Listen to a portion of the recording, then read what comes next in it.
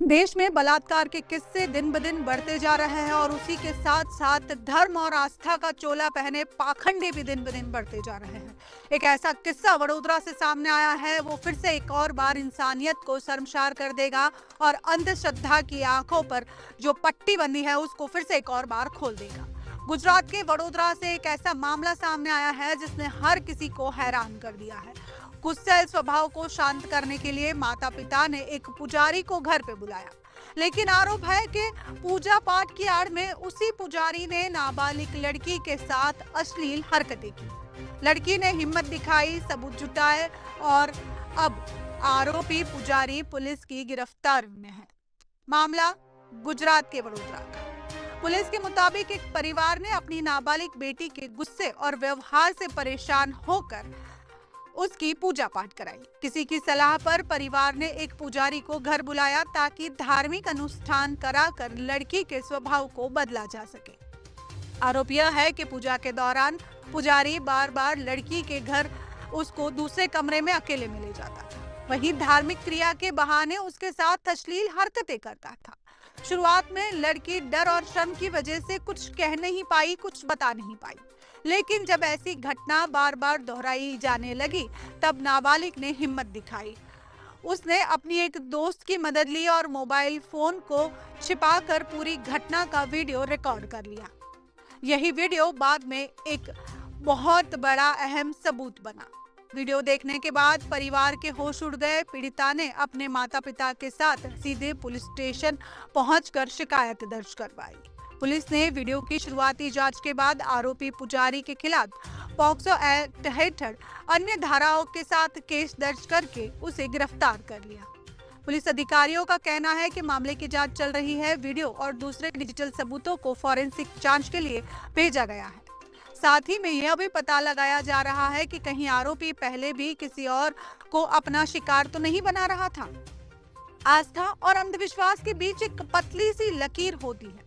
कई बार अपराधियों के लिए मौका बन जाती है वही एक लकीर, और इस मामले में भी नाबालिग की हिम्मत और सूझबूझ से आरोपी कानून के शिकंजे तक पहुंच गया।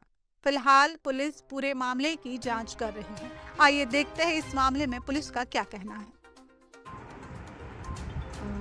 સદર બાબત મારી પાસે યાદ જે ભોગ બનનાર દીકરી છે એના મિત્ર સાથે આવેલી હતી અને પોલીસને આવીને જાણ કરતા કે મારી સાથે આવું કૃત્ય કરવામાં આવ્યું છે એ બાબતે અમને ઘટનાની તાસીર આવતા અમે લોકોએ સામેવાળાના મધર ફાધર અને જે આરોપી છે એની પૂછપરછ કરતા અને ખરાઈ કરતા આ ઘટના ધ્યાને આવતા અમે ગુનો દાખલ કર્યો છે।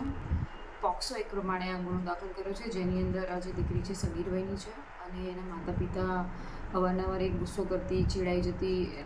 તેમના માતા પિતાને લાગ્યું કે કોઈ પૂજારી દ્વારા પૂજા વિધિ કરાવડાય તો મારી દીકરી પૂજા વિધિ પછી આનો ગુસ્સો શાંત થઈ જશે અને શાંત સ્વભાવની એને એના જે નાના મોટા એના સ્વભાવમાં બધા પ્રોબ્લેમ છે સારા થઈ જશે। એ બાબતે પછી એના પૂજારીને એના મમ્મી પપ્પાએ જ કીધું હતું કે તમે અમારા ઘરે આવીને દીકરીની પૂજા કરો અથવા તો કોઈક એવી વિધિ કરી દો। તો આ પૂજારી દીકરીના કહેવા પ્રમાણે 2 વખત આવેલા છે અને પહેલી વખત આવ્યા એટલે આ દીકરી ગભરાઈ ગઈ હતી ને એમ લાગ્યું કે જો મમ્મી પપ્પાને કહીશ તો પછી મમ્મી પપ્પા મને મારશે, કારણ કે પૂજારી પણ એને ધમકી આપતો હતો। પછી બીજી વખત એને એના મિત્રની મદદથી પછી એણે સંભાવ કેવી પણ રીતે એણે કેમેરા ગોઠવી અને મોબાઈલ કેમેરાથી એણે આ આખી ઘટનાને કેપ્ચર કરી હતી અને પછી એના મિત્રની મદદથી એ અમારી પાસે આવી હતી અને અમે તરત ગુનો નોંધી અને આરોપીની ધરપકડ કરીને એના પ્રમાણે ગુનો નોંધીને પોક્સો એક કલમ હેઠળ એની અટકાયત કરી છે। મેડમ શું કહો છો આ દીકરીની હિંમત, કારણ કે જે રીતે એને ખુલ્લીને આવી બહાર આવી, વિડીયો પણ ઉતારી લીધો, અન્ય દીકરીઓને શું સલાહ છે? બિલકુલ આ મા બાપ માટે પણ એક લર્નિંગવાળો કિસ્સો છે, દીકરીઓ માટે પણ છે। તમારી સાથે કોઈ આવું કૃત્ય થતું હોય તો તમે ખુલીને બોલો। આવા પિશાચોને, આવા ખોટા માણસોને જેલના સળિયા પાછળ મોકલવા જોઈએ, એમના વિરુદ્ધમાં ગુના દાખલ થવા જોઈએ। સાથે સાથે જે મા બાપ છે બાળકો સાથે, નવી તમારી ટીનેજર જનરેશન છે એમની સાથે હેલ્ધી કમ્યુનિકેશન રાખો, એ તમને કહી શકવા હોવો જોઈએ।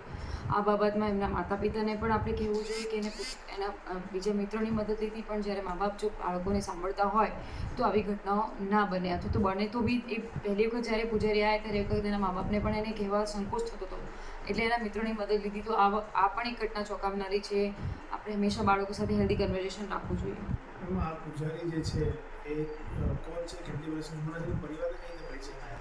લગભગ આ નાનકડું કોઈ મંદિર છે એવું અમારા ધ્યાને છે. અને આ પરિવારના જે એના દીકરીના પિતા છે એમને ઓળખતા હતા દૂરથી, એટલે બહુ નજીકથી નહોતા ઓળખતા પણ વાયા ઓળખતા હતા. તો એમને લાગ્યું કે ઘણા બધા લોકોના કામ થયા છે તો અમારી દીકરીનો સ્વભાવને પણ શાંત કરી દેશે અને એમનામાં દીકરીમાં જેટલી બધી ખામીઓ છે એ બધી સારી થઈ જશે. એ બહાને એમને ઘરે બોલાવતા હતા અને ઘરે બોલાવ્યા પછી અલગ રૂમમાં લઈ જતા હતા. એટલે પછી આ દીકરીનો વિરોધ કર્યો અને બીજી વખતમાં એને પુરાવા એકત્રિત કરેલા.